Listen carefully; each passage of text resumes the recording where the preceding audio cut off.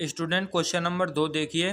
दूसरे का पहला 2NC3 अनुपात NC2 इज इक्वल टू 12:1 हमारे पास दिया हुआ है। ठीक है, तो देखो इसको सॉल्व करते हैं। कैसे सॉल्व करेंगे?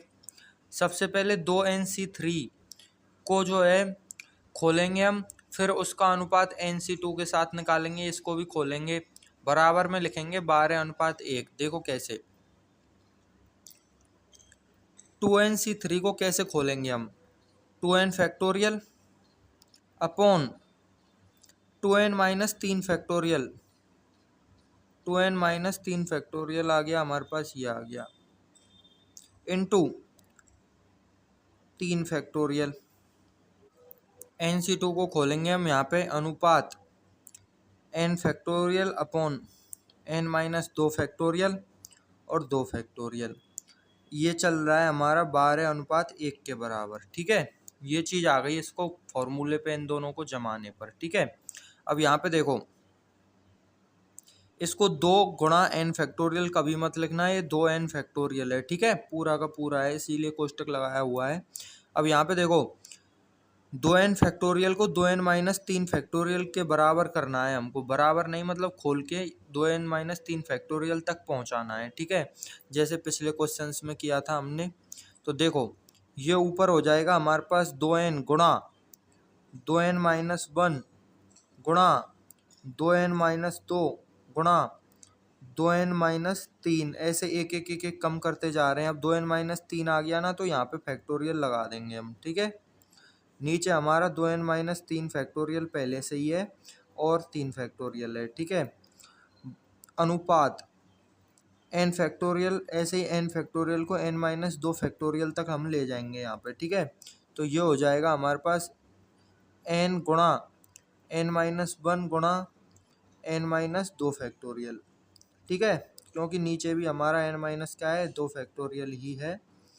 देखो नीचे और ये सेम बन गए अब। ठीक है, और 2 फैक्टोरियल, ये दोनों कट गए आपस में। ठीक है, और ये भी इससे कट गया, बराबर चल रहा है हमारा 12:1। ठीक है, अब अनुपात को जो है हम बटे के रूप में लिख सकते हैं, यानी भाग के रूप में चेंज करेंगे। ठीक है, तो इसके भाग में ये आ जाएगा और इसके भाग में ये आ जाएगा। ठीक है, आप चाहो तो डायरेक्ट ही भाग के रूप में यहाँ से भी लिख सकते हो, लेकिन ये थोड़ी बड़ी संख्या की वजह से नहीं लिखते। ठीक है, अब यहाँ पे देखो 2 फैक्टोरियल से इसको भी काट सकते हैं हम, 3 फैक्टोरियल को, तो ये हो जाएगा हमारे पास यहाँ पे 3, क्योंकि 3 गुणा 2 गुणा 1 होता है, तो 2 गुणा 1 तो 2 फैक्टोरियल से हमारा कट गया यहाँ पे। ठीक है, तो ये चीज़ आ गई। अब इसको जल्दी से भाग के रूप में लिख लेते हैं। तो देखो ऊपर आ रहा है हमारा 2n, 2n-1, 2n-2 अपॉन 3।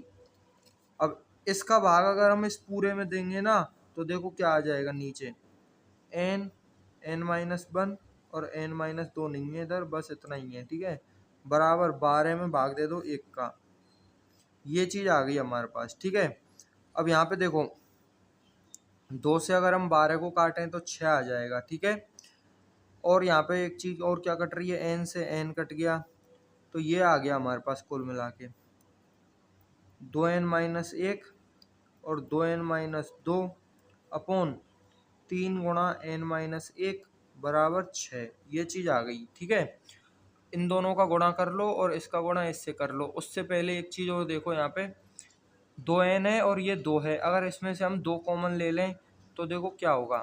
देखो कॉमन लेते हैं यहाँ पे, इसमें से 2n में से 2 कॉमन लिया तो 2 तो बाहर आ गया, n बच गया। 2 में से अगर 2 कॉमन लेंगे तो 1 बच जाएगा, यानी इस पूरे को हम 2 गुणा n-1 भी लिख सकते हैं। अब 2 गुणा n-1 लिख दिया तो n-1 से n-1 कट गया। ठीक है, तो ये आ गया हमारे पास यहाँ पे। देखो इधर तो आ गया हमारे पास 2n-1 और नीचे चल रहा है 3, यहाँ पे बच गया 2 और बराबर 6। 2 से अगर हम 6 को काटेंगे तो 3 आ जाएगा, तो 3 को अब इधर भेज देते हैं हम, तो ये हो गया हमारे पास 2n-1 इज इक्वल टू 9, तनामतिया 9 हो गए। ठीक है, अब n की वैल्यू हम यहाँ से निकालेंगे तो आ जाएगी n इज इक्वल टू 9 + 1 बटे 2। 9 और 1 हो गए 10, 10 में अगर हम 2 का भाग देंगे तो आ जाएगा 5, यानी n की जो वैल्यू आ गई वो आ गई हमारे पास 5। ठीक है, सेम ये क्वेश्चन है, इसमें यहाँ पे NC2 है, यहाँ पे NC3 है, सेम करना है। ठीक है, तो करते हैं इसको भी। स्टूडेंट क्वेश्चन नंबर 2 का दूसरा देखिए, यहाँ पे हमसे क्या कह रहा है, 2NC3 अनुपात NC3 इज इक्वल टू 11:1। इस प्रकार से हमको दिया हुआ है, तो अब इसको हमको सॉल्व करके n की वैल्यू निकालनी है यहाँ पे। ठीक है, देखो इसको फॉर्मूले पे जमा लो, इसको फॉर्मूले पे जमा लो, तो ये हो जाएगा हमारे पास यहाँ पे 2n का फैक्टोरियल अपॉन 2n-3 का फैक्टोरियल और 3 का फैक्टोरियल अनुपात n फैक्टोरियल अपॉन n-3 का फैक्टोरियल और 3 फैक्टोरियल इज इक्वल टू 11:1। इस प्रकार से हमको ये जम गया। ठीक है, अब यहाँ पे देखो 3 फैक्टोरियल से 3 फैक्टोरियल कट गया, 2n है ना, तो इस 2n को हम 2n-3 की फॉर्म में लिखेंगे और इस n को n-3 की फॉर्म में लिखेंगे। ठीक है, तो चलो लिखते हैं। तो ये हो जाएगा हमारे पास 2n गुणा 2n-1 गुणा 2n-2 गुणा 2n-3 का फैक्टोरियल अपॉन, नीचे आ गया हमारे पास 2n-3 का फैक्टोरियल तो सेम, और 3 फैक्टोरियल कट चुका है, बराबर, सॉरी अनुपात चल रहा है। ठीक है, ये आ गया हमारे पास, इधर n फैक्टोरियल को भी n-3 फैक्टोरियल के रूप में लिखेंगे हम, तो ये हो जाएगा हमारे पास n गुणा n-1 n-2 और n-3 फैक्टोरियल, नीचे आ गया हमारे पास n-3 फैक्टोरियल, बराबर में चल रहा है 11:1। ठीक है, इस प्रकार से इससे ये कट गया और इससे ये कट गया, ये चीज़ बच गई हमारे पास। ठीक है,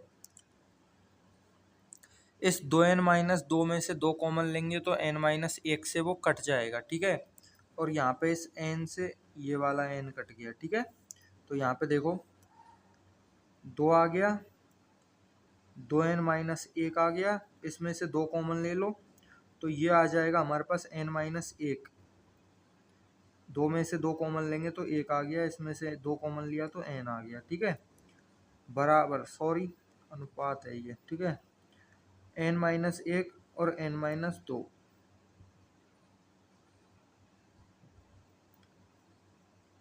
इस प्रकार से जो है हमारे पास चीज़ें आ गई हैं, बराबर में 11:1 चल रहा है।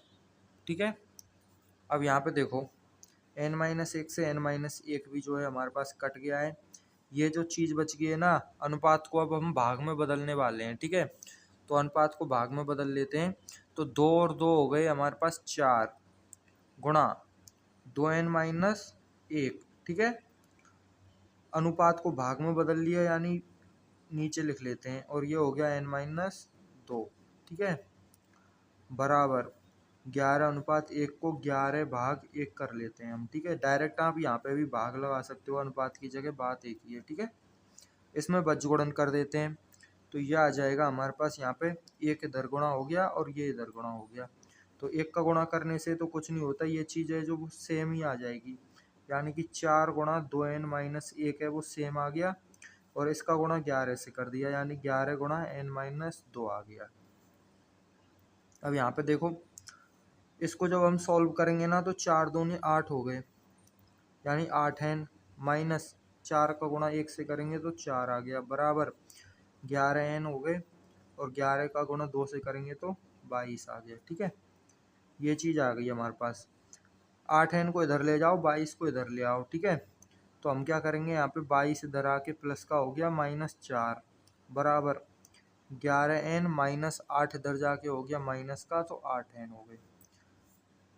अब इसको सॉल्व करेंगे, यानी 22 में से 4 को माइनस करेंगे तो 18 आ जाएगा, बराबर 11 में से 8 को अगर हम माइनस करेंगे तो हमारे पास आ जाएगा 3n। तो ये चीज़ आ गई हमारे पास, यानी 3n बराबर 18 आ गया। तो अगर हम 3 से 18 को काटेंगे तो 6 आ जाएगा, यानी कि n बराबर आ गया हमारा 6। यही आंसर है। ठीक है, तो स्टूडेंट्स मिलते हैं आपसे नेक्स्ट वीडियो में, तब तक के लिए पढ़ते रहो, बढ़ते रहो।